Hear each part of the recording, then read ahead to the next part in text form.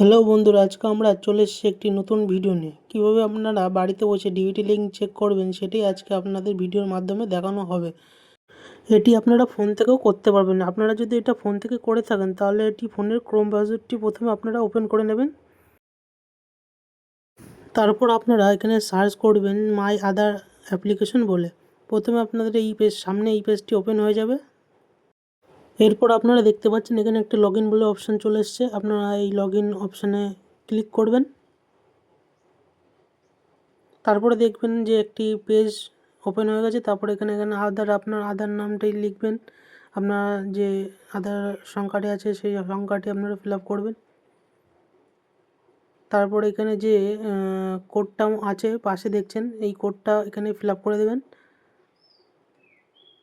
দিয়ে log in অপশানে click করলে আপনার এখানে ওটিপি শো হয়ে যাবে। তারপরে দেখবেন আপনারা যে আধার কার্ডের সাথে আপনার ফোন নাম্বারটি লিঙ্ক আছে সেই লিঙ্ক ফোন নাম্বারে একটি ওটিপি গিয়েছে, সেই ওটিপি এই জায়গা বসিয়ে দেবেন দেখে দেখে যা যা আছে।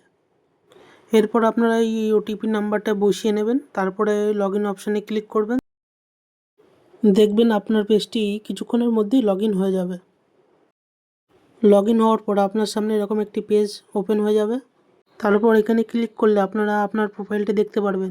তারপর আপনার এখানে ব্যাঙ্ক সিডিং স্ট্যাটাস বলে একটা অপশান আছে, এখানে ক্লিক করলেই দেখতে পারবেন যে আপনারা ডিবিটি লিঙ্ক করা আছে কিনা। যদি করা থাকে তাহলে এখানে অ্যাক্টিভ লেখা দেখাবে, আর কোন ব্যাংকের সাথে করা আছে সেটাও আপনারা নাম শো হয়ে যাবে, আর আপনার আধার কার্ডের লাস্ট 4 ডিজিটও আপনি দেখতে পারবেন।